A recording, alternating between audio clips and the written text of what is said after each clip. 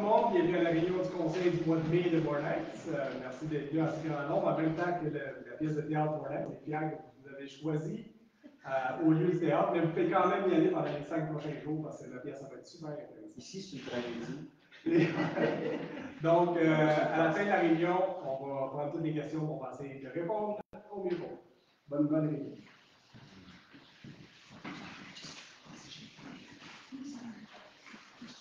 Bon, dans du conseil, vous avez pris. Est-ce que vous m'entendez bien? Là, j'ai mis mon micro, là, ça va?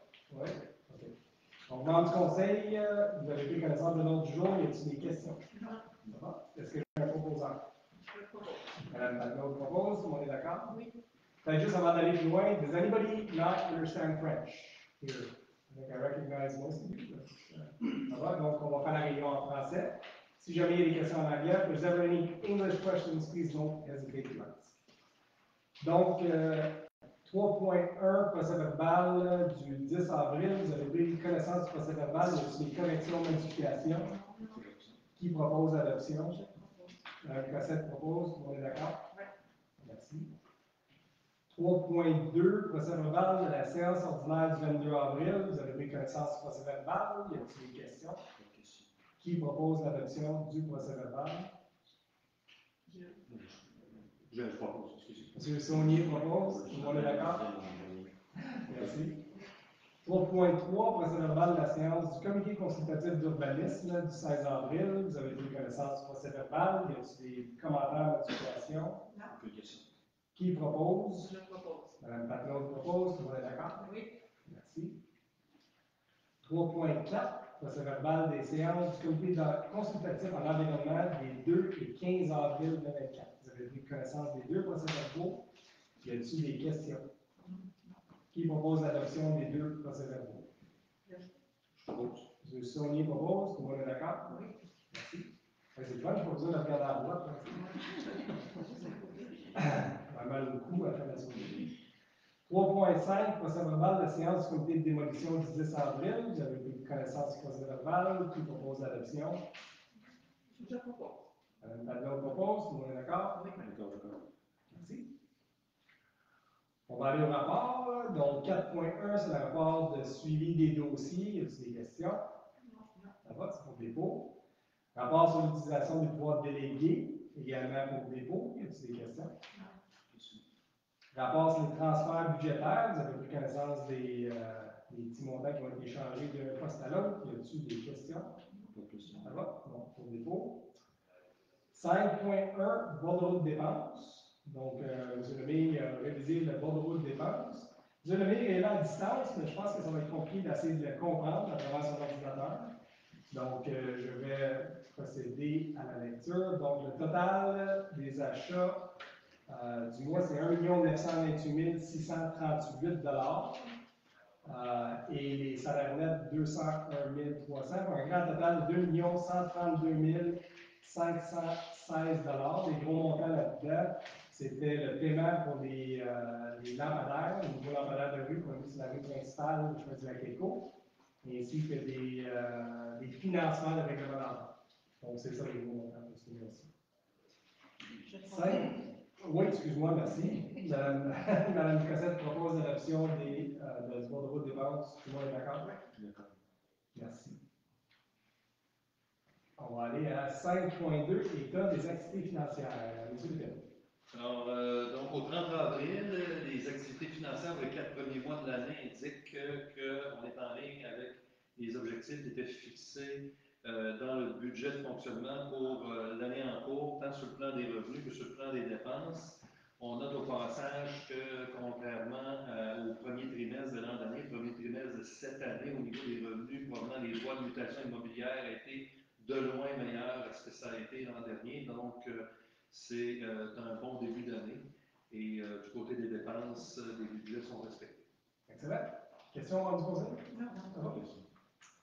5.4.1, adoption au règlement 754-2024, modifiant le règlement 750-2023 sur les taxes, tarifs, frais de services et compensations pour l'exercice financier 2024, afin de préciser l'affectation de la taxe spéciale générale décrétée à l'article 2 pour des fins de financement d'acquisition immobilière. Donc, le titre de ce règlement qu'il vient faire. Donc, on voulait préciser l'affectation de la taxe spéciale générale qui avait été décrétée dans le règlement de taxation pour l'exercice financier 2024. En conséquence, il spécifie que toute somme prélevée via la taxe spéciale générale décrétée par l'article 2 est affectée en priorité au remboursement de tout emprunt décrété pour des fins d'acquisition immobilière pour permettre l'atteinte des objectifs du plan d'urbanisme de la municipalité relativement à la protection de 30% de son territoire d'ici 2030. Il précise également que toute somme excédentaire après les affectations pour les remboursements d'emprunts contractés pour des acquisitions immobilières peut faire l'objet de crédits votés et alloués au paiement de toutes dépenses afférentes à telles acquisitions ou à toute autre fin similaire. Enfin, le règlement précise que la taxe spéciale générale peut tenir lieu de fonds d'amortissement au sens de la loi.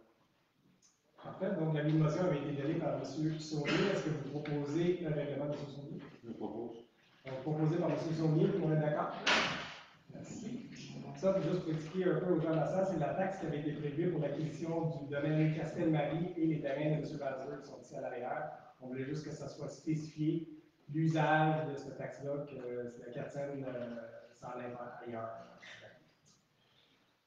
Donc, 542, adoption règlement 755-2024, modifiant le règlement 756-2019 sur le comité consultatif de l'environnement et le règlement 622-2021 sur le Conseil local du patrimoine afin de préciser des dispositions relatives à la rémunération des membres qui ne sont pas des élus du conseil municipal, ainsi que les normes d'éthique et de déontologie qui leur sont applicables. Monsieur le Donc, ce règlement établit que les membres du comité consultatif dûment constitué par règlement qui ne sont pas des élus du conseil municipal sont rémunérés de la manière prescrite par résolution du conseil. En ce sens, il régularise une situation déjà autorisée antérieurement par le conseil. Il précise que les normes d'éthique et de déontologie qui sont applicables aux membres qui ne sont pas des élus municipaux sont celles applicables aux employés municipaux en y faisant bien entendu les adaptations nécessaires. Parfait. Donc, c'est les gens qui ne sont pas conseillers municipaux, ils ont une rémunération pour faire partie de ces comités-là. Donc, c'est déjà le cas, mais on n'avait pas le règlement pour l'approuver et c'est ça qu'on adopte ce soir. Excusez-moi, CCA ou CCU? Les deux. Les deux ainsi que celui CCA ou CCU, alors c'est bon, mais je veux juste voir c'est qui. Je ne vois pas qui a donné l'animation. Monsieur McLaurin a donné l'animation, mais il va falloir que quelqu'un d'autre donne approuve le règlement. Je propose. Parfait. Madame Cossette propose, tout le monde est d'accord? Oui. Merci. 5.4.3, dépôt, attestation du greffier trésorier sur le rapport financier 2023. Donc, c'est pour dépôt, M. Lépine, avez-vous des commentaires? Oui, bien, on va déposer donc une série de documents ce soir en lien avec l'adoption du rapport financier de l'année 2023. Donc, le premier qui se suit ici, c'est l'attestation du greffier trésorier, donc qui vient attester de la véracité des éléments qui vont se retrouver dans le rapport financier dont on va parler dans les prochaines minutes. OK. Donc, c'est pour dépôt. 5.4.4, dépôt du rapport des auditeurs indépendants pour l'exercice financier 2023.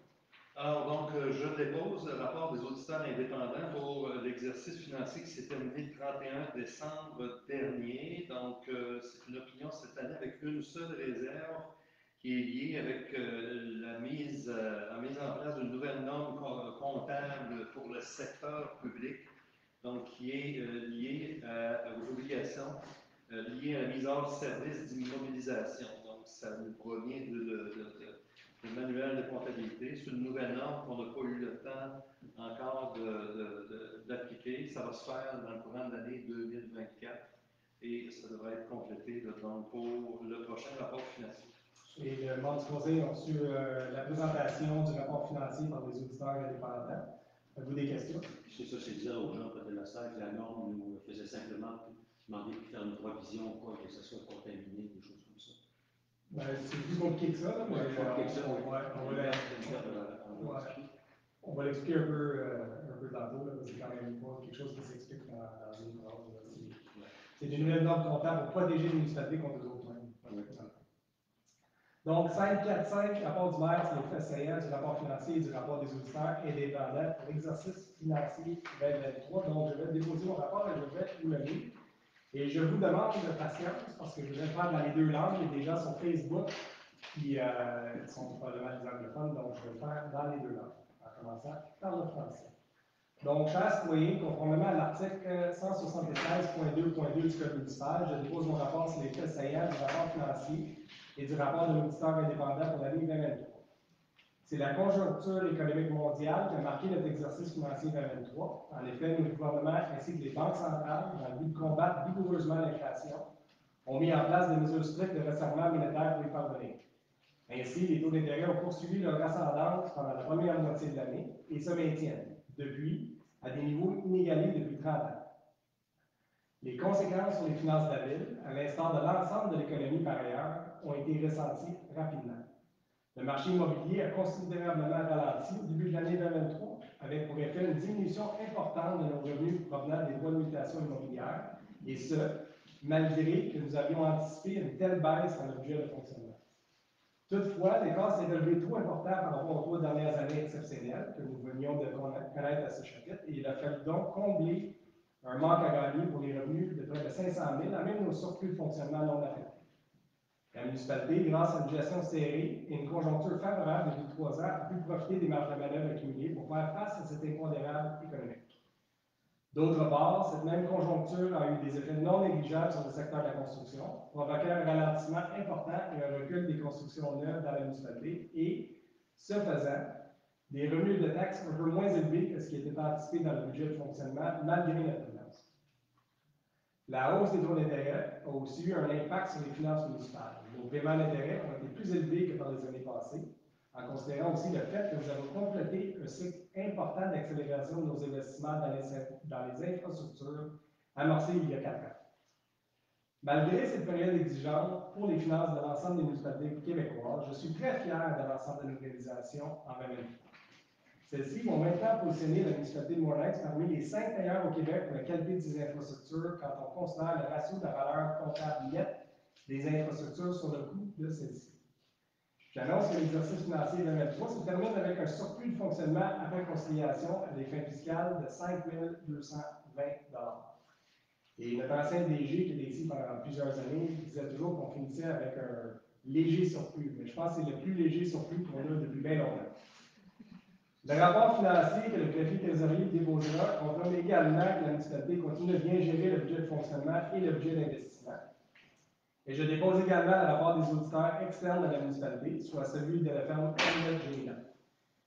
Ces derniers concluent que les états financiers donnent, à tous égards et dans tous les aspects significatifs, une image fidèle de la situation financière de la municipalité au 31 décembre 2023, ainsi que des résultats de ses activités, de la variation de ses actifs financiers nets et de ses flux de trésorerie pour l'exercice terminé à cette date, conformément aux normes comptables canadiennes pour le secteur public. Leur opinion est exprimée avec une réserve concernant les nouvelles normes comptables relativement aux obligations liées à la mise en hors-service d'immobilisation. C'est de ça que M. Saunier parlait tout à l'heure. Nous aurons à l'égard d'une majorité des municipalités québécoises à procéder à une analyse à cet égard. Les revenus de fonctionnement, donc en 2023, le budget prévoyait les revenus de fonctionnement de 13 850 574 $.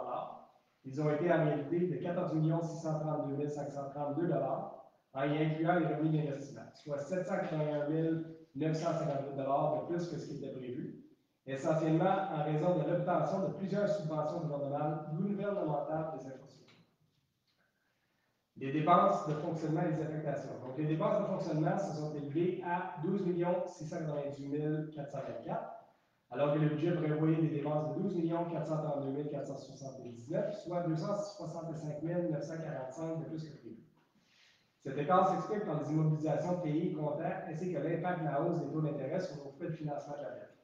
Enfin, les affectations totalisant 517 704 $ viennent expliquer le surplus de fonctionnement après conciliation à des fins fiscales annoncées plutôt à 5 220 $.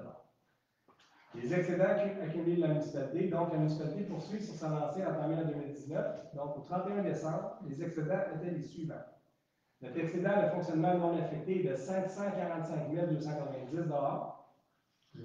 L'excédent de fonctionnement affecté à la bibliothèque, 30 205 $. La réserve financière des gestions des matières résiduelles, 304 229 $. La réserve financière au service de l'eau, 56 976 $.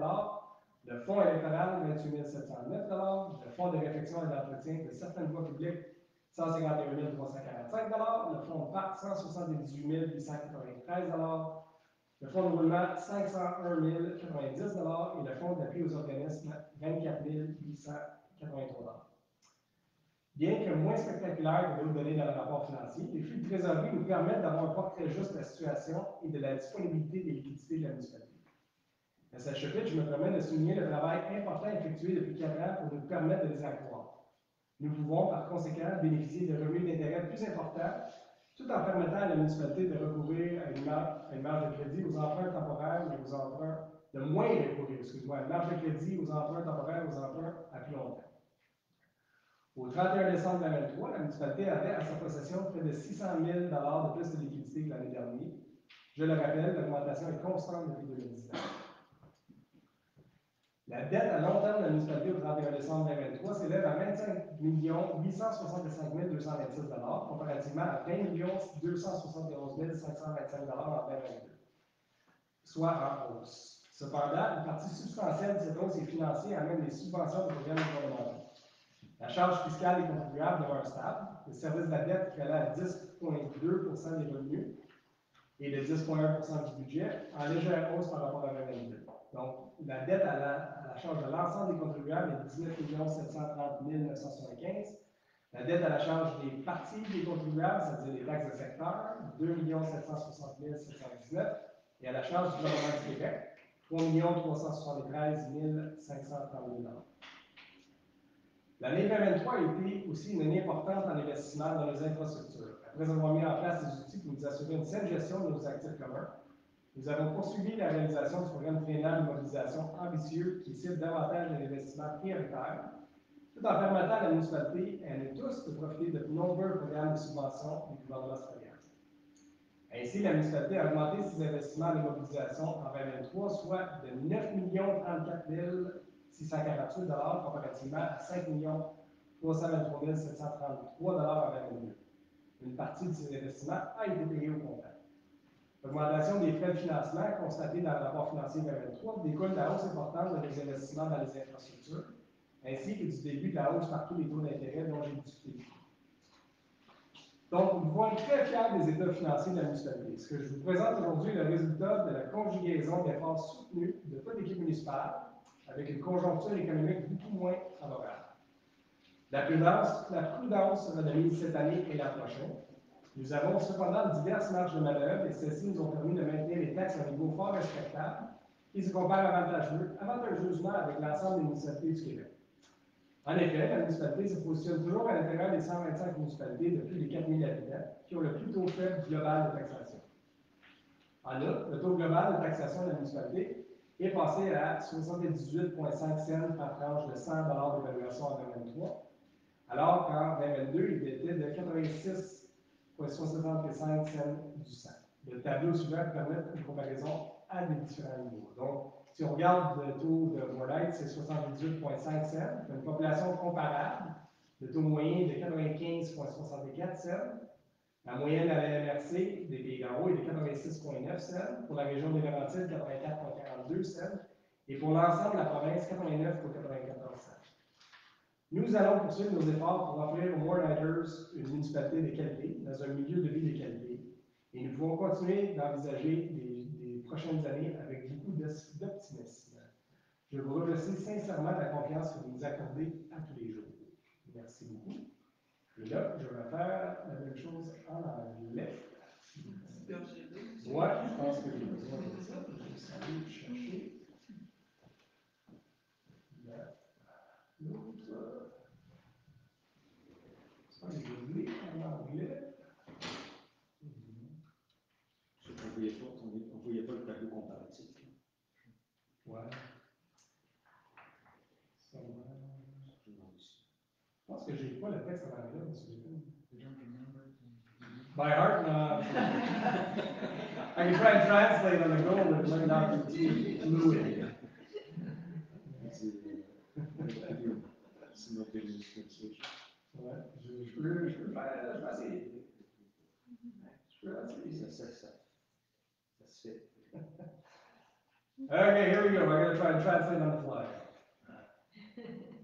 Dear citizens, conforming to Article 176.2.2 of the Municipal Code, I am deposing my financial report for the year 2023. I think I'm going to try and make it a little shorter.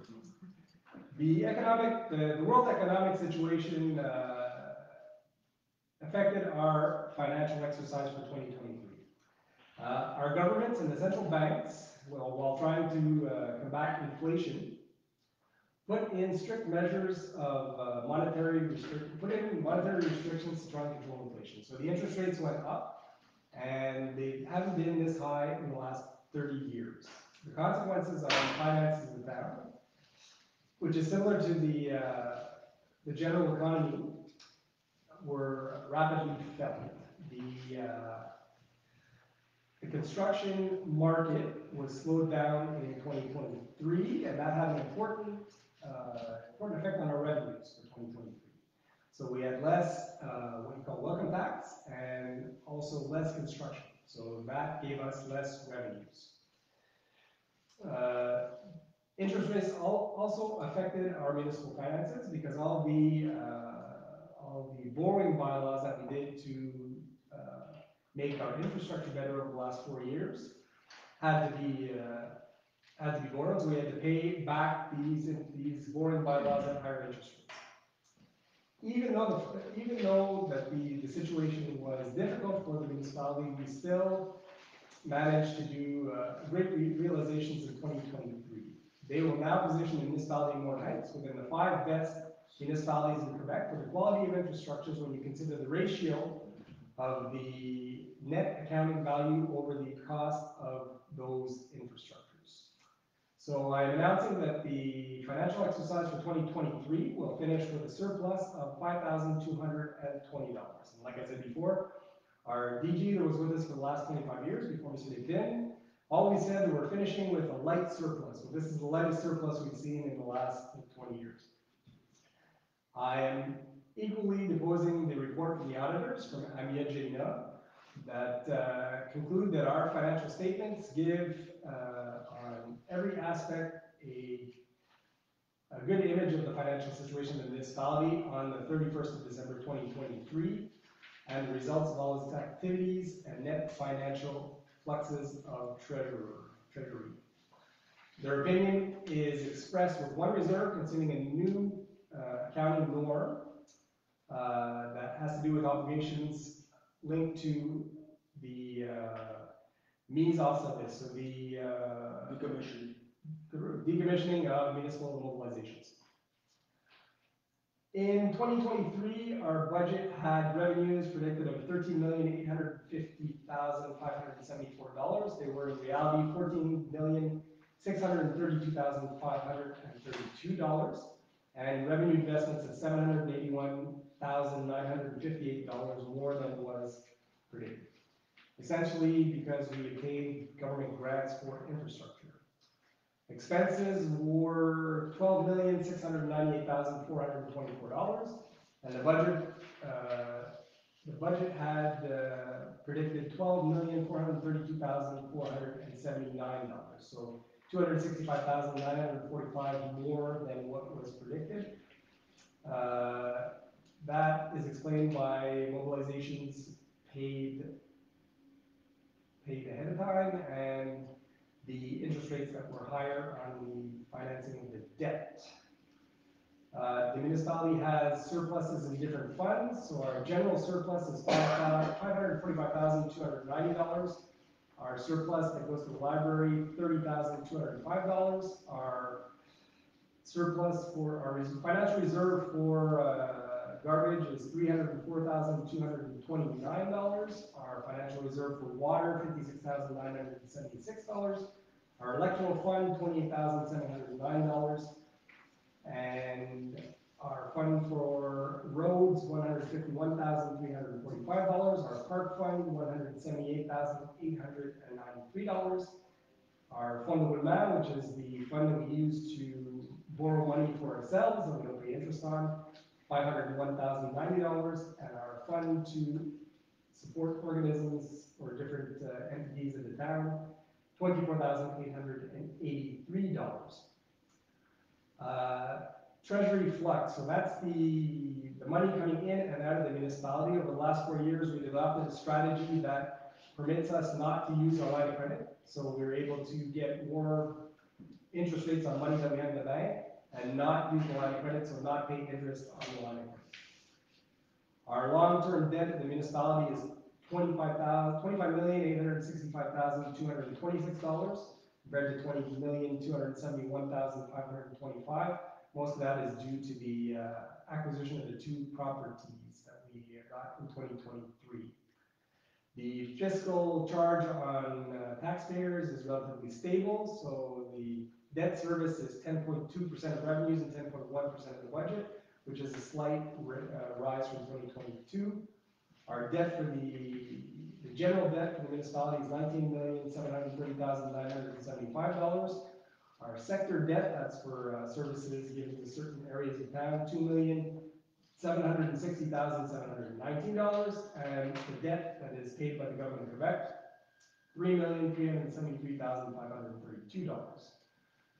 Our mobilizations in 2023 went up, so we mobilized $9,034,648 versus $5,323,733 in 2022, and some of those investments were paid cash. The hike in financial, the hike in payments for the borrowing bylaws are raised because of the interest rates which I spoke of before. So the financial situation of the municipality is very good. We are always in the top 125 municipalities with more than 4,000 citizens with the lowest global taxation rate.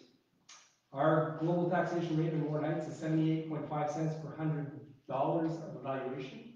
For a comparable population in Quebec, the average is 95 cents per 64 for $100. The average of the MRC is 86.9 cents per $100. The average of Laurentian is 84.42, and the average in the province is 89.94 cents per $100 of evaluation. So as a council, we will continue to pursue our efforts to maintain a great quality of life, and we can see the next few years with great optimism. So I sincerely thank everybody for the confidence and your patience for listening to my live translation of a French text. And I want to thank everybody for the confidence that you Court Council over the next couple of years. So thank you very much. Donc ça c'est did my best with the text, so maybe it's a little more natural. La raison pour laquelle on a baissé les taxes, c'est que l'évaluation municipale avait tellement... On n'a pas baissé les taxes, on a baissé les taxes. On a baissé le taux de taxe. On n'a pas baissé le taux de taxe, on a augmenté cette année de 10%. 5, 4, 6, adoption rapport financier 2023 de la municipalité. Donc, monsieur le directeur général, c'est pour le dépôt. Je pense que j'ai résumé ton message. Oui, effectivement. Il n'y a pas d'autres commentaires à ajouter. Je pense que vous l'avez très bien dit 2 fois plutôt qu'une. Ouais. Alors, ce serait pour adoption par le conseil municipal. On vous le recommande évidemment. Merci. Qui propose l'adoption du rapport financier? Je. Patron propose. Tout le monde est d'accord? Oui. Merci. 5, 4, 7, dépôt rapport des auditeurs sur les lacunes et déficiences 2023. Alors, donc, je dépose ce rapport qui nous est présenté depuis maintenant 3 ans par les auditeurs sur les lacunes et déficiences qui peuvent être signalées de temps à autre par les auditeurs. Les membres du conseil ont pu en prendre connaissance. J'en fais un dépôt officiel, sera disponible également en ligne pour ceux qui voudraient le voir. Il y a 3 items seulement qui se sont ajoutés. Ce sont des systèmes qui sont somme toute mineurs, vont pouvoir se corriger dans l'année en cours. Je tiens également à souligner que les vérificateurs, les auditeurs, ont noté également que toutes les corrections qui avaient été recommandées dans les années passées avaient été effectuées par l'administration. Ça va? Pour dépôt. 5, 4, 8, avis de dépôt, avis, motion et dépôt de projet sur le règlement 758-2024, modifié à le règlement 560-2018 sur le traitement des élus concernant les fonctions donnant lieu à une rémunération additionnelle. Monsieur le Président. Oui, alors c'est un projet de règlement qui vise à modifier le règlement du traitement des élus avec la description des fonctions pour lesquelles une rémunération additionnelle est accordée correspondent à la réalité. Je veux surtout souligner conseil que ça n'implique aucun changement au traitement des élus du conseil, simplement un ajustement qui n'avait pas été effectué pour refléter les responsabilités exactes des conseillers. Peut-être pour expliquer un peu aux gens de la salle. Avant, le conseil fonctionnait par comité. Il y avait beaucoup de comités, puis les conseillers étaient nommés à divers comités. Mais avec le temps, on a décidé de travailler par dossier et non par comité. Donc, la rémunération ne reflétait pas. Si quelqu'un voulait savoir qu'est-ce que le comité d'infrastructure faisait, mais il n'y a pas de comité d'infrastructure. C'est les conseillers qui sont responsables des dossiers, qui travaillent avec les fonctionnaires directement.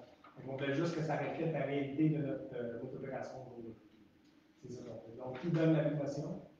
Vous donne la motion, merci.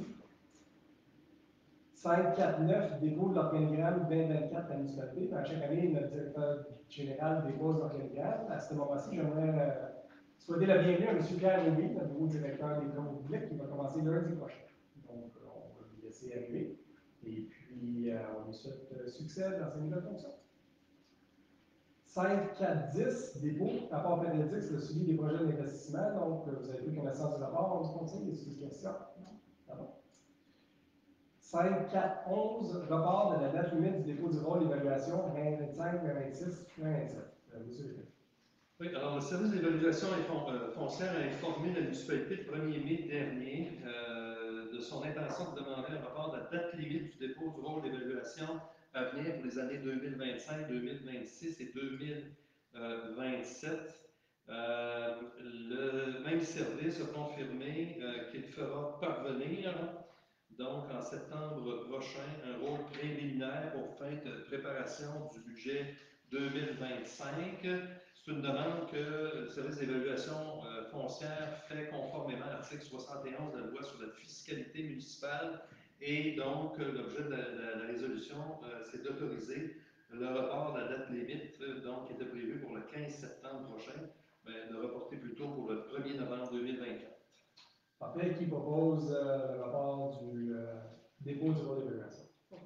Madame Cossette propose, tout le monde est d'accord? Vous allez comprendre, c'est important pour nous autres parce que c'est à partir du rôle qu'on fait le budget. Donc, on a besoin de savoir. Puis, je pense que vous avez vu dans plusieurs municipalités, il y a des hausses substantielles des évaluations de propriété. Le conseil, il faut qu'on s'attarde à savoir comment on va pallier à ça. C'est sûr que le taux va baisser, mais il va y avoir des gagnants et des perdants dans tout le rôle d'évaluation. Aussitôt qu'on a des chiffres à vous présenter, on va le faire le plus rapidement possible. 6.1, rapport mensuel du directeur d'incendie. Vous avez pris connaissance du rapport. Y a-t-il des questions? D'accord. 6.2, rapport mensuel de la Sûreté du Québec. Y a-t-il des questions? C'est pour le rapport. Oui, il y a des petites statistiques. 6.4.1, renouvellement de l'entente régionale d'assistance en sécurité incendie et eau de secours. Monsieur Perry. Oui, alors, donc, le 18 décembre 2009, les municipalités de la MRC du Pays d'en haut avaient conclu une première entente intermunicipale sur l'entraide mutuelle en sécurité incendie et autres secours. Cette entente-là n'avait pas subi de mise à jour substantielle, donc depuis son adoption en 2009. C'est un processus qui a débuté il y a plusieurs mois par un comité de travail qui était composé des directeurs des différents services de sécurité incendie de la municipalité, et par la suite se sont ajoutées des contributions des différentes municipalités et évidemment du comité de la MRC en sécurité incendie. Les différentes municipalités sont parvenues à une entente. Essentiellement, c'est la même entente qui est reportée. La modification la plus importante, cependant, qui est à noter, c'est la mise à jour des annexes qui comprenaient les tarifs d'entraide automatique. Ces tarifs-là n'avaient pas été mis à jour. Et je veux quand même prendre la peine de souligner, M. le maire, que c'est la municipalité ici qui a été une des premières à soulever le fait qu'à plusieurs égards, il y avait une mise à jour importante de la tarification à faire pour évidemment que personne ne perde quoi que ce soit ou qu'il y ait des contributions qui soient déséquilibrées de municipalité à l'autre. Effectivement. Qui propose l'adoption du règlement sur l'entente incendie? Madame Padon propose, tout le monde est d'accord? Merci. Donc, à partir de maintenant, on va se facturer les équipements. La différence majeure dans cette entente-là, c'est qu'avant, on facturait juste les hommes. Et on se disait que ça allait s'équilibrer parce que les municipalités allaient s'entraider de façon égale. Mais avec l'usage, on s'est vu qu'il y a beaucoup de municipalités qui vont entraîner d'autres municipalités, plus qui viennent nous entraîner. Fait qu'il y avait un déséquilibre à ce niveau-là, puis c'est pour ça qu'on a changé l'entente pour rectifier ça, pour s'assurer que chacun paye sa juste part. C'est le point important. 6.4.2, rapport annuel d'activité 2023, schéma de couverture de risque. Donc, attendu que le service de sécurité incendie doit, à chaque année, conformément au schéma de couverture de risque de la NRC, produire un rapport faisant état des actions accomplies par les municipalités pour respecter les schémas. Attendu que le directeur du service a déposé le rapport 2023 pour l'approbation de le conseil, considérant que le rapport soumis confirme le respect par la municipalité de ses obligations en vertu du schéma de couverture de risque. Il est proposé d'approuver le rapport annuel d'activité 2023 de l'application du schéma de couverture de risque incendie et d'autoriser sa transmission à la NRC, qui propose l'adoption du rapport. Madame Cosette propose, tout le monde est d'accord? Oui. J'aimerais féliciter notre directeur en service d'incendie qui réussit à faire beaucoup plus que ce qui est demandé dans le schéma de couverture de risque. Plus d'inspections dans les maisons, plus d'inspections à haut risque. Il participe à tous les événements de service d'incendie, il fait ça depuis longtemps. Puis en plus de ça, on a géré pendant plusieurs mois cette année des services d'incendie de Saint-Donald-d'Auer et de Saint-Anne-les-Lacs, puisque le directeur il était parti. Donc, je dois féliciter notre service. Pas juste le directeur, tous les lieutenants et les capitaines qui ont travaillé très très fort pour que ça fonctionne, puis on les remercie. 7.1, rapport mensuel du directeur par intérim en travaux publics, M. Lépine. Est-ce que vous avez des questions? C'était pas très bon. 7.2.1, contrat, travaux de resurfaçage, chemin Kirkpatrick. Oui, alors, appel d'offres pour le contrat de travaux de resurfaçage chemin Kirkpatrick. Vous savez que pour ces travaux-là, je rappelle au Conseil et à l'assistance que la municipalité a obtenu une subvention discrétionnaire spéciale de 75 000 provenant de la députée d'Argenteuil via l'enveloppe discrétionnaire de la ministre des Transports du Québec pour compenser la municipalité pour les dommages qui ont été causés à la chaussée pendant les travaux du ministère des Transports sur la route 329. Donc, c'est dans ce contexte qu'on a lancé un appel d'offres sur invitation pour effectuer des travaux de resurfaçage et les entreprises qui ont été invitées, et tout ça conformément au règlement sur la gestion contractuelle, sont Pavage Saint-Adèle, Pavage Multipro, Pavage Desjardins, Pavage Jérômien et le Roi du Pavage, Asphalte Bélanger. La municipalité a reçu deux soumissions conformes suivantes, à savoir Pavage Desjardins incorporé à 69 731 et 42 cents, taxes incluses, et Pavage Multipro à 72 135 et 32 taxes incluses. Recommandation est faite au Conseil d'octroyer le contrat Pavage Desjardins pour un montant de 69 731 42 sous. Je me permettrais, séance 40, M. le maire, de recommander au Conseil d'ajouter une toute petite condition parce qu'on a ouvert des appels d'offres aujourd'hui. Il manquait la copie du permis de Desjardins qui devrait être en mesure de nous fournir dans les prochains jours. Donc, j'ajouterais le conditionnellement à ce que Desjardins nous fournisse une copie de ce permis. En fait, qui propose avec la condition d'ajouter comme M. Lépine? Pardon, propose, tout le monde est d'accord? Oui.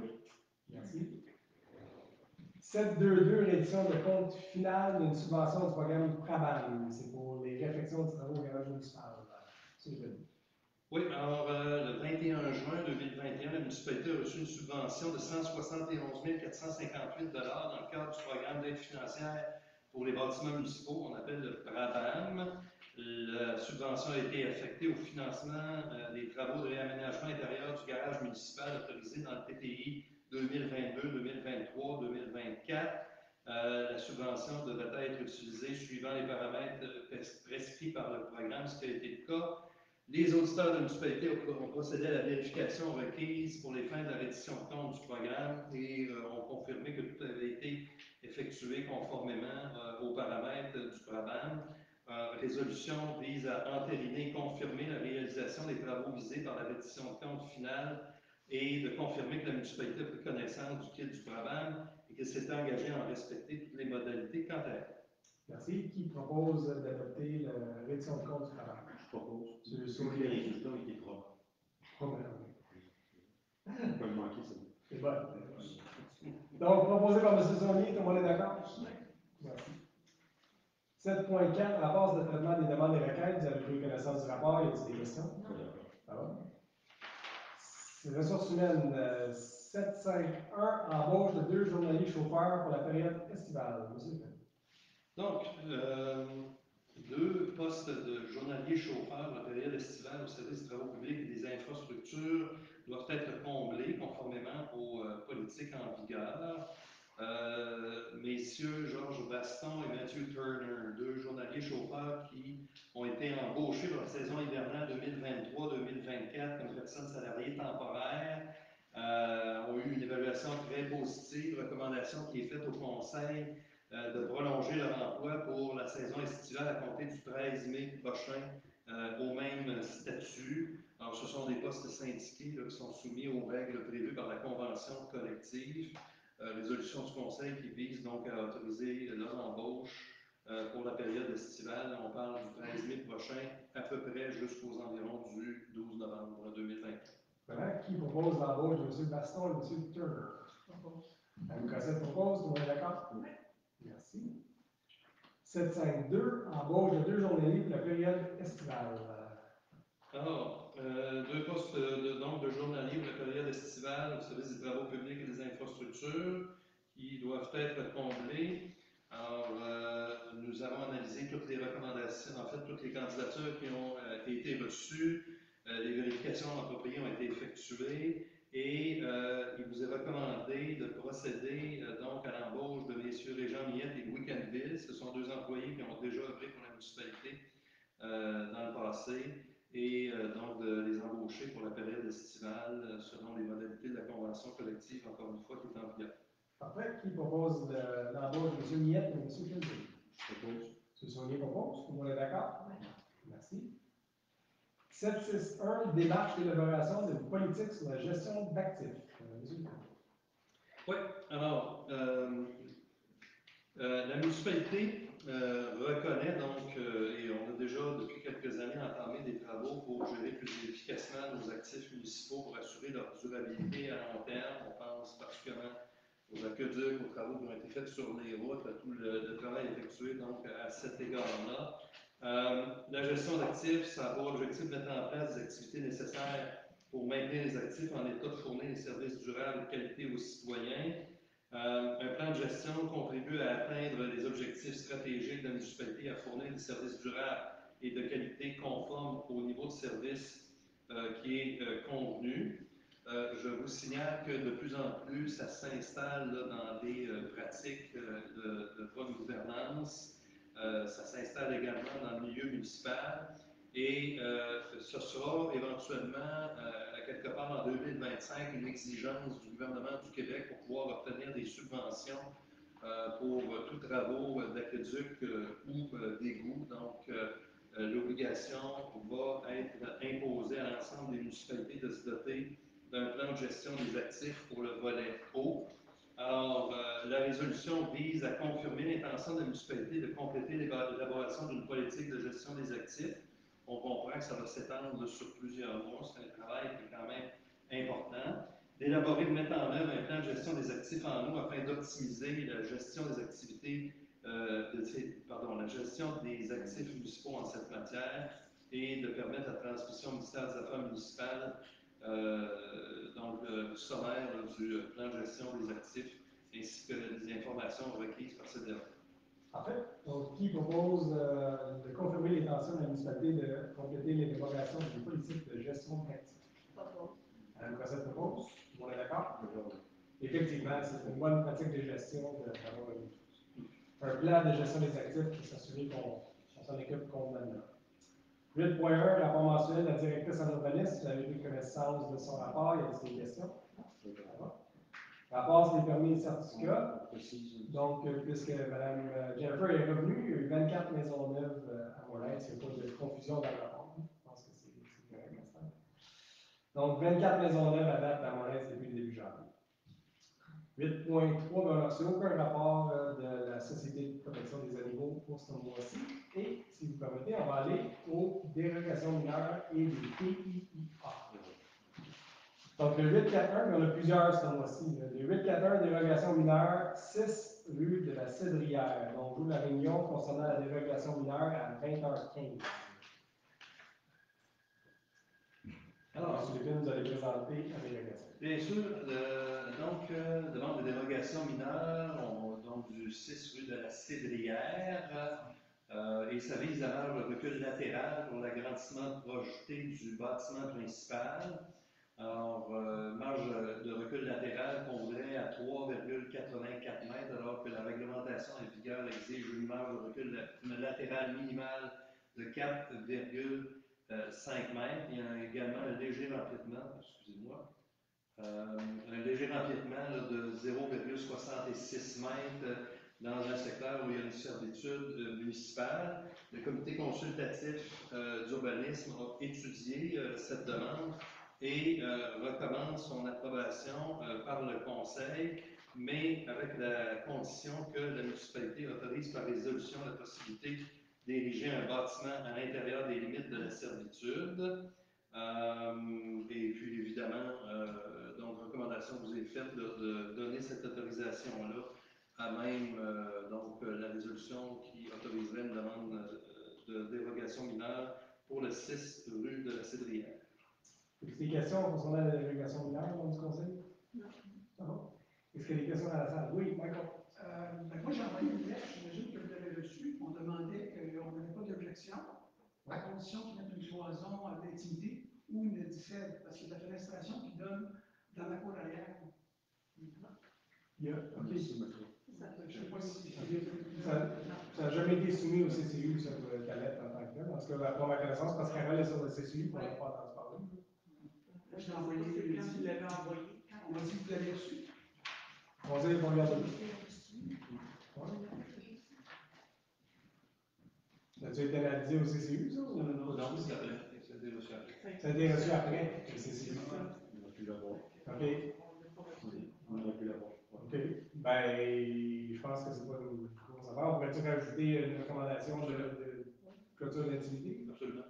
OK. Parfait. Merci, M. Michael. M. Latoureux, excusez-moi. Je vous dis Michael dans son nom. C'est bon. Donc, considérant la lettre de M. Latoureux, est-ce qu'on peut rajouter la condition de mettre une haie d'intimité? Ça serait même à l'intérieur de la servitude. On s'entend. J'ai été voir la servitude, il n'y a pas lieu d'avoir une servitude. Donc, d'autres questions concernant la dérogation mineure? Non? Donc, on ferme la réunion concernant la consultation sur la dérogation mineure à 20h18. Est-ce que j'ai un proposeur pour adopter la dérogation mineure avec les conditions dont on vient de spécifier? Madame Cossette propose, tout le monde est d'accord? On a bien rajouté comme note de M. Lépine la haie de. Merci. 842 PIA, lot 4 571 452, Hazen Riddle. M. Lépine, on peut mettre là.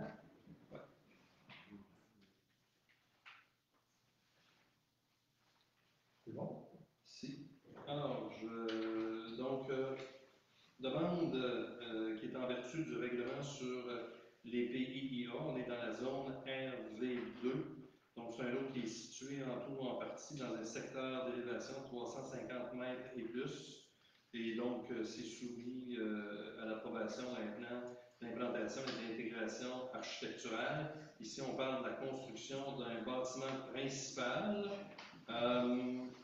Le comité consultatif d'urbanisme a étudié cette proposition-là et recommande au conseil d'accepter celle-ci. C'est bon? Je pense qu'il n'y a pas de conditions dans la Je vais vérifier ici. Oui, lui, il respecte tous les critères de pays.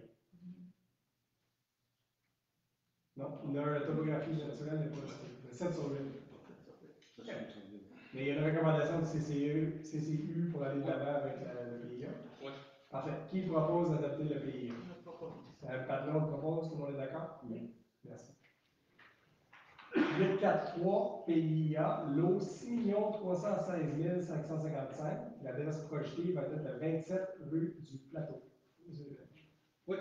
Alors, ici, on est dans la zone RV6. Même chose, à peu près le même cas là, que le dossier précédent. Donc, secteur d'élévation 350 mètres et plus, soumis à l'approbation d'un PIA conformément à la réglementation. On parle ici à nouveau de la construction d'un bâtiment principal. Le comité consultatif d'urbanisme a étudié la proposition, recommande l'acceptation conditionnellement au dépôt, d'une garantie financière qu'on vous recommande à 3 000 suite à la révision avec la directrice de l'urbanisme, satisfaire un peu de ce qu'on avait discuté là, en comité plénier. Mais la recommandation qui vous est faite, c'est d'exiger une garantie financière d'un montant de 3 000 que cette garantie lui soit remboursée à la fin des travaux de construction et des aménagements extérieurs, et ça à la suite de l'inspection qui viendrait attester que tous les critères du PIA sont respectés. La raison pourquoi on demande une garantie financière dans ce cas-ci, c'est qu'il y a un déboisement supplémentaire à l'avant de la propriété pour accéder et faire la maison en tant que telle, puisque le lot n'est pas large. Donc, on demande au propriétaire de replanter des arbres en avant de la maison. C'est pour ça la garantie financière. Donc, membre du conseil, est-ce que y a quelqu'un qui propose le PIA? Je propose. Avec les conditions. M. Saunier propose, tout le monde est d'accord? Merci. 844, le PIA, lot 6 526 293, rue Corbeil. Alors, on arrive ici. Avec le plan. Voilà. Alors, de retour dans la zone RD2, secteur d'élévation de 350 mètres et plus, qui soumet cette demande-là à l'approbation d'un PIA, et on parle également de la construction d'un bâtiment principal. Le comité consultatif d'urbanisme, donc, qui étudie la proposition, recommande au conseil l'acceptation de cette demande-là conditionnellement à ce que l'éclairage du bâtiment soit conforme à la réglementation en vigueur, en plus d'être soit sobre, en fait, et limité à des fins de sécurité. En fait, qui propose l'adoption du PIA avec la mention pour l'éclairage? Madame Cossette propose, tout le monde est d'accord? Merci. 845, PIA, lot 4 828 772, 4 828 775, adresse projetée 17 rue des Elfes. Oui, j'y arrive. Donc, zone RD 28, encore une fois, secteur d'élévation 350 mètres et plus, soumis à l'approbation d'un PIA, encore une fois, construction d'un bâtiment principal, comité consultatif d'urbanisme a aussi étudié cette proposition-là, recommande au conseil d'accepter celle-ci, conditionnant à ce que l'éclairage extérieur soit de couleur de température de 2700 K et moins, et aux exigences relatives à l'éclairage énuméré et démontré. Un plan qui a été soumis au dossier le 16 avril dernier et donc a été signé par la secrétaire du comité. En fait, il propose le PIA avec la mention de l'éclairage vers le 2700 K, que M. Saunier m'a expliqué que c'est plus jaune que blanc. C'est bien ça? Oui. Merci. Donc, qui propose? Je propose. Mme Badlon propose, tout le monde est d'accord? Oui. Merci. C'est un concept. 846, PIA, lot 3 206 848, montée Urtubise. Voici dans la zone RD1, le secteur d'élévation aussi de 350 mètres et plus, construction d'un bâtiment principal. Le comité consultatif d'urbanisme a étudié cette proposition-là, en fait une recommandation, mais avec les conditions suivantes, donc la bande rayonne et l'implantation de la résidence soit piquetée par un arpenteur géomètre, une barrière à sédiments soit installée durant l'exécution des travaux et que l'éclairage extérieur soit de couleur de température de 2700 K et moins, et donc qui soit conforme aux exigences relatives à l'éclairage énuméré dans un plan daté du 16 avril 2024 et également signé par le secrétaire du comité. Merci. Donc, qui propose d'adopter le PIA avec les conditions énumérées ci-après? Je propose, à côté de chez nous, je connais bien. Parce que ce qui est bien, c'est qu'on a tenu compte de la zone humide qui était derrière. C'est une zone humide forestière qui n'avait pas été répertoriée au départ. Puis on en a tenu compte. Donc, proposé? Je propose. Proposé par M. Saunier, tout le monde est d'accord? Oui. Merci. 847, PIA, lot 6 503 301, rue de l'Escalade. Alors, je vous amène cette fois-ci dans la zone RD34, le secteur d'élévation, je vous apprends rien en vous disant que c'est soumis à l'approbation d'un PIA. Construction d'un bâtiment principal, le comité consultatif d'urbanisme a aussi étudié la proposition, recommande au conseil d'accepter celle-ci, donc des plans conformes aux objectifs et aux critères d'évaluation du PIA, pas de conditions particulières de ce côté. En fait, qui propose le PIA, rue de l'Escalade. Ça, c'est en haut de tour. Oui, bien ça. Proposé par Mme Patnaud, tout le monde est d'accord? Oui. Merci. Peut-être pour expliquer un peu pourquoi il y a tant de PIA ces temps-ci, notre nouveau règlement, dans le nouveau règlement, on a mis une norme pour essayer d'intégrer les maisons qui sont en hauteur. Il y a beaucoup de maisons qu'on voit beaucoup sur les tops de montagne, qui ont été faites dans les années 80, 90, 2000, et on va essayer d'atténuer ça. Donc, le règlement fait que chaque maison qui est en haut de certaines élévations, soit 350 mètres par rapport au niveau de la mer, est évaluée par le comité consultatif en urbanisme pour essayer de le faire fondre dans l'environnement et qu'ils ne soient pas trop visibles en hauteur. Donc, c'est pour ça qu'on a beaucoup de PIA aujourd'hui qu'on n'avait pas avant. 848 PIA, celui-ci n'est pas le cas parce que la ville Crescent n'est pas à 350 mètres, et dans le centre villageois. Donc, PIA, lot 3 736 934, 815 rue Crescent. Monsieur. Oui, alors vous l'avez dit, cette fois-ci, c'est pas un secteur d'élévation, on se retrouve dans le noyau villageois, mais en vertu du règlement sur le PIA, le noyau villageois est soumis, donc soumet l'ensemble des projets à l'approbation d'un plan d'implantation et d'intégration architecturale. On est en zone RV14. Le propriétaire souhaite procéder à la construction d'un bâtiment principal. Le comité consultatif a étudié la proposition et en recommande l'acceptation sans condition particulière. En fait, qui propose le PIA? Propose. Mme Cossette propose, on est d'accord? Oui. Parfait.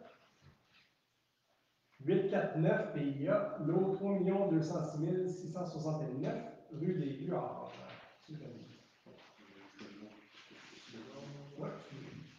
Juste placer cette demande-là non plus.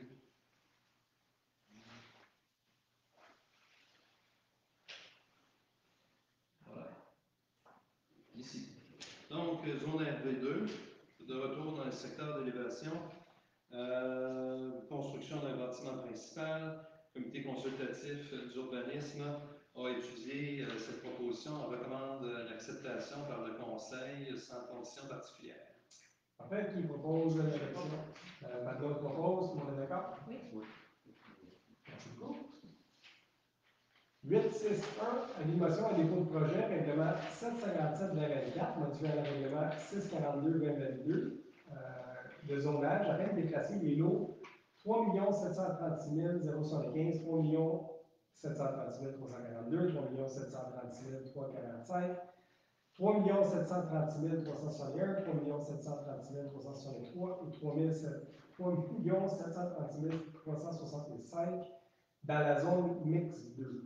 Juste peut-être pour expliquer un peu, j'imagine que M. Lévin, je ne sais pas si vous avez une carte, il y a à peu près 5 ou 6 lots le long de la rue du village, juste passé l'hôtel de ville, à gauche, côté de Gourmet du village. Donc, entre l'hôtel de ville et Gourmet du village, originellement, il était dans une zone commerciale qui était logée. La rue du village étant une rue commerciale. Quand on a fait le nouveau règlement de zonage, on a, par inadvertance, vraiment transposé ces lots-là dans une zone uniquement résidentielle. Donc, quelqu'un qui veut faire un bureau ou quoi que ce soit dans ces bâtiments-là, le long de la rue du village, ne pouvait plus faire ça. Et c'est ça qu'on rectifie aujourd'hui. On met les 6 lots en bordure de la rue du village, dans la zone mixte 3, donc ils peuvent faire tous les mêmes usages que les autres propriétés le long de la rue du village. C'est ce qu'on fait aujourd'hui. Donc, qui donne l'avis de motion pour modifier le règlement de zonage? Mme Cossette donne l'avis de motion, donc on va te demander de proposer le règlement l'an prochain. 8, oui? Monsieur le maire, si je peux me permettre, le compte du conseil, en principe, j'ai oublié de l'indiquer, vous pardonnerez cette erreur-là, dans l'ordre du jour, il faudrait adopter également donc le premier projet de règlement là, tel qu'il a été présenté pour lancer la procédure, parce que conformément au règlement, conformément à la loi sur l'aménagement et l'urbanisme, il y aura consultation publique là, pour ces modifications. En fait, c'est indiqué, je l'ai juste pas mentionné, il est dans la résolution, donc, Mme Cossette, vous proposez le projet de règlement. Ah, donc, avis de motion et premier projet de règlement. Merci, M. le Président. 8.6.2, avis de motion et dépôt de projet, règlement 756-2024 sur le comité consultatif d'urbanisme.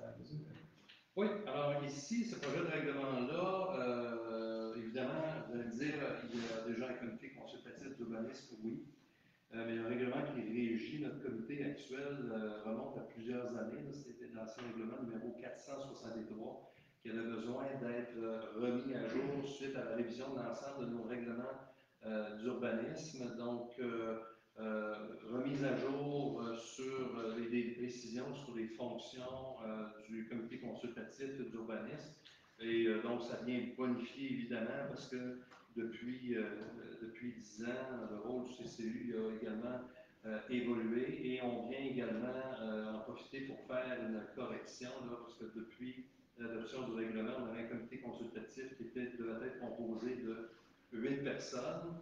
Alors que les bonnes pratiques là, en matière de gouvernance de ce type d'instance recommandent à ce qu'il y ait un nombre impair, donc on le réduirait à 7, ce qui ne conduirait pas le conseil municipal à devoir faire un choix, puisqu'il y a 7 membres sur le CCU actuel, il y avait un siège vacant, donc on l'élimine. Parfait. Donc, qui donne la motion et propose le projet de règlement? Je propose. Je propose. Tout le monde est d'accord? Oui. Merci. 8.6.3, entente intermunicipale avec la municipalité de Wentworth-Nord relative à des services de traitement de demande de permis et d'inspection ou de géomatique. Monsieur. Oui. Alors, la municipalité de Wentworth-Nord a approché il y a quelques semaines la municipalité pour conclure une entente relative à des services de traitement de demande de permis et d'inspection ou de géomatique avec la municipalité de Wentworth-Nord. Ils avaient des besoins particuliers. Certains enjeux liés au recrutement de la main-d'œuvre. Bref, ils souhaitaient pouvoir bénéficier des compétences de notre équipe du service de l'urbanisme. Et donc, le projet d'entente qui a été soumis au Conseil vise à concrétiser le tout, suivant des dispositions qui ont déjà été signées il y a quelques mois, entre autres avec la municipalité du lac des Saisies. C'est exactement la même entente au même tarif. Donc, voilà. Donc, juste pour préciser, les inspecteurs chez nous, ils ne travaillent pas les vendredis après-midi, donc ils prennent leurs heures de vendredi après-midi pour aller aider la municipalité de Pointe-Nord à émettre un permis. C'est ça qu'on fait en juste. Donc, qui propose l'entente? Mme Patton propose, tout le monde est d'accord? Oui. Ça va très bien été avec l'acte des saisies, en passant. 9.1, rapport mensuel de la directrice des loisirs, explication sur le rapport de Mme Gauthier. Ça va? 9.5.1, accord de subvention avec le ministre du Patrimoine canadien dans le cadre du programme Le Canada en fête. Donc, considérant que la municipalité a présenté une demande d'aide financière au ministère du Patrimoine canadien dans le cadre du programme Le Canada en fête pour la tenue des festivités de la fête du Canada. Considérant que le 25 avril 2024, le ministère du Patrimoine canadien a confirmé à la municipalité de Montréal le versement d'une subvention de 10 000 $. Considérant que pour bénéficier de cette aide financière, la municipalité souhaite signer un accord de subvention avec le gouvernement fédéral, mais considérant que les municipalités du Québec peuvent contracter et signer des ententes avec des tiers ou avec d'autres gouvernements du Canada, considérant que la loi sur le ministère du Conseil exécutif comporte des obligations pour les municipalités du Québec lorsqu'elles veulent signer ce type d'entente, considérant qu'en vertu de l'article 3.11 de la LMCE, l'organisme municipal ne peut, sans l'autorisation du gouvernement du Québec, conclure une entente avec un autre gouvernement du Canada, l'un de ses ministères ou organismes gouvernementaux, ou avec un organisme public fédéral. Considérant que pour conclure une telle entente, l'organisme municipal doit obtenir l'autorisation du gouvernement par l'entremise d'un décret d'autorisation si l'entente ne cadre pas dans les décrets d'exclusion existants. Considérant que la municipalité de Montréal demande l'autorisation du gouvernement du Québec de conclure cet accord, et considérant que cet accord n'a pour effet de limiter ou de restreindre l'exercice des pouvoirs du conseil municipal relatif à la prise de règlement, ou de limiter ou de restreindre ses pouvoirs d'administration, de gestion, de vérification financière ou de la fourniture des services municipaux, et n'a pas pour effet de limiter ou de restreindre l'exercice de ses pouvoirs relatifs aux élections et les référendums municipaux et à la participation publique. Il est proposé de demander au gouvernement du Québec de nous laisser signer un accord avec le gouvernement fédéral pour obtenir 10 000 de subvention. Qui propose? Je propose. Et on nous dit qu'on essaie de limiter les rééditions de comptes. Je laisse Non, mais ça. c'est par rapport Je laisse ça. C'est d'autres. 952. Qui propose la. Excusez-moi. Qui a proposé? Madame Patin a proposé. Merci. Tout le monde est d'accord? Oui, oui, oui. 952, fermeture de rue pour la même fin de semaine. Donc, considéré à l'annexe Y du règlement de SQ 2023 sur la circulation de stationnement à la paix et l'ordre, attendu que le Reste du Canada aura lieu le 1er juillet 2024 à Saint-Mémoire Heights. Il est proposé d'autoriser la fermeture temporaire de la rue Bennett le lundi 1er juillet 2024 entre 19h et minuit et de requérir que le service de police de la Sûreté du Québec soit dûment informé de cette ordonnance du Conseil. Donc, en espérant qu'il y ait beaucoup moins que l'année passée, le 1er juillet, et qu'on puisse tenir la fête comme prévu, ben, on va rendre la rue à sens unique sur Bennett comme on fait d'habitude. Donc, les gens vont rentrer par Bennett au point de la 364 et ils vont sortir par la 329, sinon la circulation est chaotique, surtout à la fin des feux d'artifice. Alors, je propose. Proposé par Mme. Alors, cette année, on espère que l'argent va partir en fumée. C'est bien dit. 961, embauche de la paritrice est préposée au service de la clientèle à temps partiel et se rappelle. Monsieur Lévesque. Donc, Monsieur le maire, ici, on arrive à la saison estivale. Il y a des vacances d'employés réguliers à temps plein qui se prennent au fil là, des mois d'été. On a également un employé qui va entrer en congé de maternité là, dans les prochaines semaines. Donc, l'embauche de la paritrice est préposée au service à la clientèle à temps partiel et sur appel serait donc très appréciée et nous avons procédé donc à un avis de concours pour trouver cet employé-là. Recommandation vous est faite de procéder à l'embauche de Mme Chloé Santerre, donc à l'échelon 1 de la politique de rémunération des employés du service des loisirs, de la culture et de la vie communautaire. Donc, à titre d'apparitrice, c'est préposé au service à la clientèle, temps partiel sur la tête. Merci. Qui propose l'embauche de Mme Santerre? Mme Cossette propose, tout le monde est d'accord? Merci. Point 10, correspondance. Vous avez pris connaissance des lettres reçues et envoyées par la municipalité. Y a-t-il des questions? Ça va? 12.1, ben, à ce moment-ci, j'aimerais ça féliciter Mme Monique Delisle. Pour ceux qui suivent un peu l'actualité locale, Mme Delisle est une bénévole exceptionnelle, puis elle a été reconnue par Loisirs-Laurentides comme bénévole de l'année 2023. Donc, attendu que Loisirs-Laurentides a récompensé 4 bénévoles de la région des Laurentides dans le cadre de la semaine de l'action bénévole, qui s'est déroulée du 14 au 20 avril dernier, afin de souligner leurs actions bénévoles dans les milieux du loisir, dans les cas d'activité physique, sport, plein air et loisirs culturels au cours de l'année 2023. Attendu que Mme Monique Delisle, résidente de Montréal, a reçu le prix dans la catégorie loisirs culturels pour son implication dans sa communauté. Et j'espère unanimement résolu de féliciter et remercier Mme Monique Delisle d'avoir remporté ce prix pour son implication dans la communauté de la municipalité de Montréal. Donc, on prend du conseil unanimement. Vraiment, Mme Delisle, c'est un pilier des bénévoles de Montréal. Elle s'occupe de la guignolée, elle fait des cours de tricot, elle fait toutes sortes d'affaires. Elle est vraiment impliquée à fond, et c'est une madame merveilleuse. Donc, on est bien chanceux de l'avoir. Merci, Mme Delisle, pour être avec nous. Je ne sais pas si elle nous suit sur Facebook.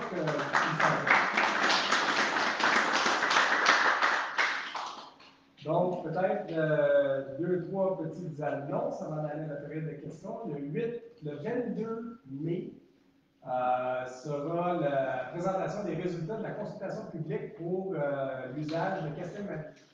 Donc, ceux qui ont rempli le sondage en ligne concernant les usages potentiels du Castelmarie, on va recevoir tous vos commentaires le 22 mai à 7h30. Notre service de communication à l'interne a fait un résumé de toutes les 762 personnes qui ont rempli le formulaire. Et on est là pour écouter. Le conseil municipal, on est là pour écouter le 22 mai. On n'a pas de projet en particulier en tête pour l'instant. Et on veut vous entendre. Donc, le 22 mai, on va être là pour vous entendre. On va faire une petite présentation de ce qui a été fait en ligne. Ensuite de ça, on va prendre vos interventions sur le futur de Castelmarie. Le 8 juin 2024, ça va être la fête de la pêche, la journée de l'environnement et le barbecue du maire tout en même temps. Donc, le 8 juin à Castelmarie aussi, il va y avoir un service d'autobus qui va emmener les jeunes d'ici à là-bas parce qu'il n'y a pas de grande place pour stationner là-bas. Et puis, on va inviter les gens, à découvrir Castelmarie. Les enfants vont pouvoir pêcher dans le petit étang. Et moi et Mme Patlaude, M. Saunier et Mme Personne, on va aller là-dedans. On s'appelle que les gens peuvent marcher aussi. Ils peuvent marcher partout. Alors, s'ils veulent aller dans le corridor Lubec, ils peuvent bien y aller dans le corridor Lubec. Et la 304, c'est pas tout à fait sécuritaire. Non, non, on va passer par le corridor, c'est ça. Ça va dans le corridor. Stationner Eskimo Nights, qui veut se rendre. On peut faire ça. Donc, à ce moment-ci, je prendrai les questions, puis on va essayer de répondre au mieux qu'on peut. J'aimerais juste, parce que je me suis fait reprocher le mois dernier que le son était très mauvais, c'est pour ça que j'ai mis mon micro aujourd'hui. Quand vous allez poser vos questions, juste vous présentez au micro et vous nommez et demandez votre question au micro, comme ça les gens sur Facebook vont pouvoir vous entendre également. Donc, y a-t-il des questions? Allez-y, madame. J'ai une voix quand même assez forte. Ça va mieux pour Facebook.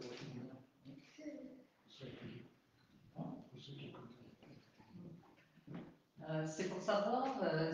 Juste vous nommer, madame, s'il vous plaît. Hein? Juste vous nommer, s'il vous plaît. Ah, Lucie Ranger. Oui, Je ne suis pas résidente de Morin Heights, mais de Méride. OK.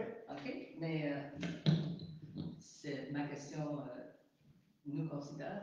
Oui. Concerns us, nous concerne. J'ai appris que vous avez acheté la Sabrière Miller. Non. Non? Non. Est-ce que vous la louez? Non. Est-ce que vous mettez votre neige dedans? Non. Pas encore. Sérieusement? Non.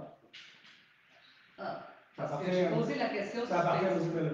Hein? Ça appartient à M. Miller pour l'instant.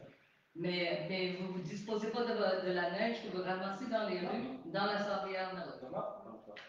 Non. Ben, c'est drôle. OK. On m'a mal informé parce que c'est M. Saunier qui m'a dit ça. Non, Sur pas encore, Facebook. pas encore. Non, j'ai pas dit ça. J'ai dit pas encore. J'ai dit on a des projets pour le faire. On regarde certains sites, madame, donc, et peut-être, M. Saunier, il faut être très prudent avec ce qu'on dit. Non, mais qu'est-ce qu'il dit au conseil, il faut pas de façon du conseil. OK? Madame Ranger, on regarde plusieurs sites pour un site de dépôt à neige. Avant, on déposait notre neige à Saint-Sauveur. Oui, ça, exactement. Et Saint-Sauveur n'a plus de place pour nous. OK. Okay? Donc, on regarde plusieurs sites dans la municipalité présentement, potentiellement pour un site de dépôt à neige, parce que présentement, on est obligé d'envoyer notre neige à Mirabel. L'hiver passé, on a transporté la neige, une chance qu'il n'y a pas neigé beaucoup, mais le transport de neige s'est fait jusqu'à Mirabel. Et on regarde plusieurs sites pour ça faire un dope à neige à Moorhead. Un des sites qu'on regarde est effectivement la carrière Miller. Okay. Mais on n'est pas rendu. Oui, mais c'est ça, ce que je veux vous dire, c'est que la Sabrière Miller, il y a un ruisseau qui passe dedans, ouais. Et le ruisseau passe dans notre lac. Oui, le lac de Nava. Oui, exactement. Ouais. Et c'est très polluant, la neige qui est ramassée et qui est tombée. Il y a toutes sortes de bactéries qui se forment et puis des contaminants, et ça risque de s'écouler dans le ruisseau. Et donc, si ça jamais, va venir dans notre lac. Si jamais le ministère de l'Environnement nous autorisait à faire un dépôt à Paris-là, c'est sûr qu'il y aurait des systèmes de traitement qui sont associés à ce navire-là. On ne peut pas juste domper de la neige comme ça. Ça veut dire que tout le site va être obligatoirement être étanchéisé et il va passer par un système de traitement avant le rejet à l'environnement, que ce soit n'importe où. Donc, c'est pas un camion qui vient juste. Non, ça marche pas. Ça marche pas comme ça. Excellent. C'est bon? Ça répond à ma question? OK. Merci.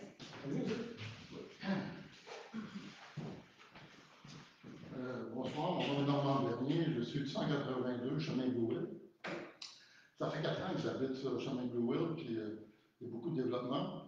Puis le chemin est de pire en pire, c'est même devenu dangereux. On fait un peu de patching au printemps, mais il reste quand même plein de trous. Je voulais savoir si la ville a l'intention de faire un projet de réfaction sérieuse de cette route. Oui, mais pas cette année. On a une section de 250 mètres qu'on va faire cette année sur le chemin Blue Hills, entre le chemin des Hauteurs et plus haut. Mais la section du bas est assujettie à des subventions. On a essayé d'avoir des subventions cette année. Le gouvernement ne nous a pas octroyé de subventions. Donc, on retourne au BAT l'année prochaine pour avoir des subventions. Mais c'est effectivement le niveau de prioritaire qu'on a à faire dans la municipalité. Les 2 prochaines qui vont être faites, aussitôt qu'on a des subventions, c'est le chemin du Lac-Éco et le chemin Blue Hills. Est-ce qu'on peut mieux patcher les trous? Oui, cette année, on a une équipe d'asphalte à l'interne, on est capable de faire des bonnes jobs. J'avais une deuxième question. Ouais. Vous savez, le pickleball de plus en plus populaire, Oui. ça court rapidement. Serait-il possible d'avoir un système de réservation, soit en ligne ou téléphonique pour le pickleball? Parce que des fois, on se présente, il y a trop de monde, puis après, il n'y a plus personne. Beaucoup de municipalités ont organisé, structuré ça. Il me semble, je ne sais pas, mais la préposée au stationnement, tu pourrais peut-être faire ça. Peut-être, on ne l'a pas considéré encore, parce qu'à date, on n'a pas eu de demande pour ça. Là. Il y a plein de monde, effectivement, assez populaire. Mais je vous dis, moi et ma femme, on a commencé à jouer à ça. C'est vraiment le fun. Mais effectivement, je pense que c'est quelque chose qu'on devrait regarder si les gens sont déçus qu'à cause des terrains sont trop pleins. On va demander à Mme Gauthier, notre directrice des loisirs, de regarder ça. Merci beaucoup. Ça fait plaisir.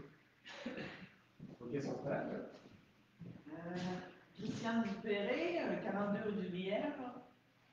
Moi, mais je pense qu'en assistant à la réunion, j'ai compris que je pourrais faire une dérogation, mais c'est ça. Moi, suite à la tornade qu'on a eue l'année passée, peut-être pas l'année passée, en mai 2022, j'ai un terrain d'à peu près 400 000 pieds carrés.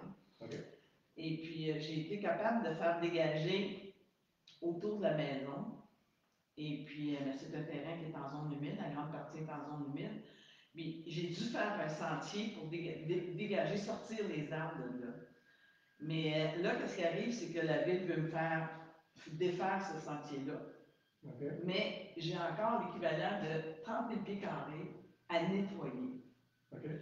Puis j'ai fait venir un ingénieur forestier, puis il me dit, mais regarde ce que tu peux faire. Il me dit, c'est faut que tu coupes ces arbres-là, parce que là, ils sont tous couchés. Il dit, si tu essaies de faire pousser des arbres là-dedans, c'est impossible. Il faudrait les couper, puis... mais là, j'ai juste... Mais est-ce que vous avez fait une demande à la ville? J'ai fait une demande, puis okay. Oui, j'ai eu un permis pour la coupe d'arbres, puis tout ça. Ouais. Mais là, il m'en reste beaucoup à faire, mais j'ai dû faire un sentier pour sortir. Temporaire. Ouais, ben, temporaire, il est quand même beau, puis là, mais ils veulent que je le dépasse, mais moi, j'ai pas fini mes travaux. Okay. Puis là, moi, les travaux que j'ai faits en décembre, j'ai été fait faire par des professionnels. Ça m'a coûté 7 000 $. Mais là, j'ai plus d'argent pour faire ça par des professionnels. Puis ça n'a pas besoin d'être fait par des professionnels. Les arbres sont à terre. Fait qu'on les coupe, puis on les sort. Puis... Okay, je veux juste dire qu'on ne peut pas permettre à quelqu'un de travailler dans un milieu humide. On n'a pas le droit de faire ça.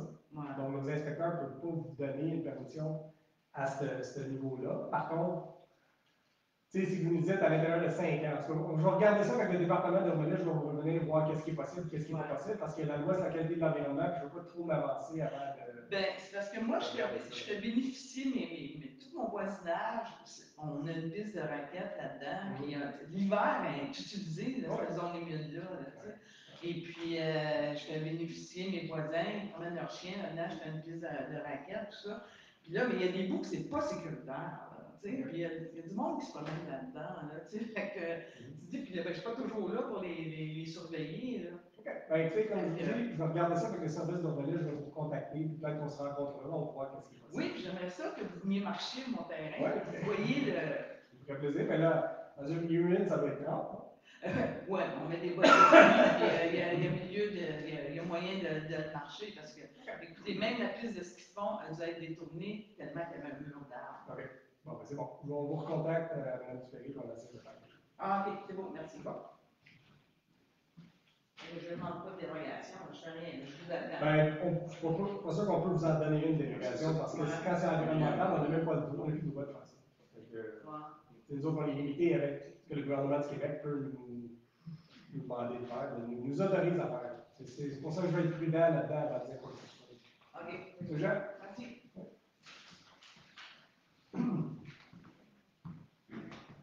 Bonjour, Maurice Jean. Il est universellement connu que les feux d'artifice ont un impact négatif sur la faune et l'environnement. J'aimerais savoir si la municipalité de Morenhead a envisagé des options moins négatives pour la fête du Canada. On a envisagé ça, mais pas pour cette année. Donc, on commence à regarder les options qui sont faites ailleurs, telles que les drones, les shows de lumière, et ainsi de suite. Mais puisqu'on a manqué les feux d'artifice l'année passée, on va encore faire les feux d'artifice cette année. Mais oui, on envisage de faire autre chose. Je sais qu'il y a plusieurs municipalités qui font autre chose. Mais en tout cas, moi, ce que je ressens, c'est que les enfants aiment beaucoup ça. Là, puis on a ça. Mais dans quelques années, ils vont peut-être reprocher d'avoir aimé ça et qu'on leur ait fait ça. Parce que... Mais oui, on regarde ça. Disons que oui, c'est beau, mais selon moi, c'est pas un prétexte, une raison suffisante pour déranger toute la nature qui alentour. Je parle pas des résidents, là. Les animaux se comportent mal et d'un point de vue environnemental, poussière atmosphérique et autres, c'est un gros négatif. Merci. On le constate, on va le considérer. Mais cette année, il va y avoir des feux d'artifice, je vous l'annonce tout de suite. Il y avait une émission à Radio-Canada au sujet de ça. Ouais. Puis c'est intéressant. Oui, je pense qu'ils vont faire sur à Montréal, pareil. Voilà. Nicolas Séguin, simple question. J'aimerais savoir, on sait qu'il y a une passerelle qui a été construite au niveau du domaine Bois-du-Ruisseau. Oui, c'est long, hein? Oui, c'est long. Ouais. Je n'ai pas posé la question à Daniel Lyon, qui laisse une chance, mais là, on est rendu au mois de mai, et on n'a pas eu accès à notre passerelle encore. Présentement, ils sont en train de construire le pergola. Si vous y allez cette semaine, vous allez voir, ils sont en train de construire le pergola aussi. Et après ça, les rampes vont suivre. Fait que ça s'en vient. On pousse. Ah, ça s'en vient? Bon, Ouais. bonne nouvelle. Ouais. J'ai eu une photo de ça cette semaine. M. Lépine, il était là-bas, puis ils ont envoyé une photo du pergola en construction. Ça s'en vient. Est-ce qu'on va pouvoir descendre la rivière au bout? Non. Non? Donc, c'est à peu près à 7 pieds dans les airs. Là, vous allez avoir un gros job. Parce que j'avais cru comprendre que ça pouvait aussi être un accès pour les kayaks. Ben, s'ils veulent descendre, il va falloir qu'ils descendent à côté. La manière que c'est installé, je ne sais pas si vous y avez été, là, mais c'est assez cool. Oui, c'est ça. Donc, c'est pas possible de descendre en kayak, mais d'après moi, à côté, c'est possible d'aménager peut-être une descente pour les kayaks. Mais pour l'instant, c'est simplement une place d'observation de la nature. C'est ça qu'on dit. Merci. OK. Une question? Bonsoir. Nicolas Fiorier. Moi et mon épouse sommes dans notre 39e année ici. Et puis, moi, je voudrais dire que bien heureux de savoir finalement, tout est réglé, pour que la municipalité a acquis Basler et le terrain des Sœurs, parce que c'est quelque chose qui est vraiment important pour notre environnement. Là, j'espère qu'on va être capable de continuer à faire de positif avec ça. Pour les évaluations municipales, on a notre site web, mais on a aussi à tous les 3 mois, 3 fois, 4 fois par année, notre journal. Ouais. Et puis, j'aimerais que ça soit dit aussi qu'on peut faire une opposition, une contestation parce que c'est pas tout le monde qui le sait. Oui, c'est vrai. Alors, ça serait important de peut-être le publier et l'annoncer aussi sur notre site web. C'est sûr qu'on va faire les deux, mais avec votre évaluation, vous avez une lettre qui l'explique clairement que vous pouvez le faire. Il faut juste lire la lettre. Mais je suis d'accord avec vous, le plus qu'on en met, le mieux. Mais ça va avoir lieu à peu près, je dirais, le dépôt, c'est le 1er novembre. Fait que, suite à ça, on va le publier. Vous avez 1 an à partir du dépôt du rôle pour contester votre évaluation. Tout à fait. Mais bien important de le répéter. Oui. C'est ça. D'accord avec vous. L'autre affaire, c'est que pour les dérogations que nous avons données pour ceux qui sont en hauteur, Les PIA, oui. Oui, c'est ça. Est-ce qu'il y a un règlement pour les... Je sais qu'on devrait avoir un permis pour être capable de couper des arbres. Puis vous avez dans un cas demandé que d'arbres soient plantés devant le bâtiment. Ouais. Est-ce qu'il y a quelqu'un qui fait la vérification de ça? Absolument, oui.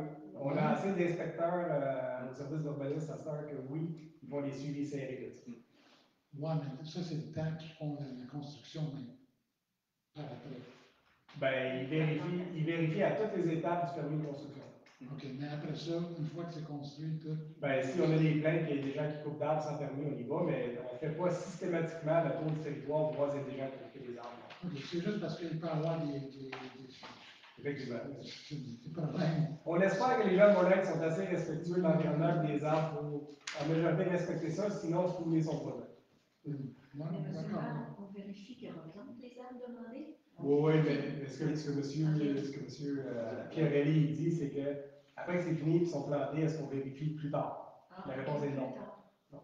On peut pas faire le tour de la Parce municipalité. que si la personne elle a payé comme 500 pour planter un arbre, je ne pense pas qu'elle va l'enlever. Non, C'est ça, c'est que les gens dans les hauteurs C'est pas ça qu'il dit, là. Les gens ceux qui sont en montagne, les gens là, mais qui viennent Ils comptent 2 ans. Plusieurs années plus tard, ouais. Pour avoir un vue.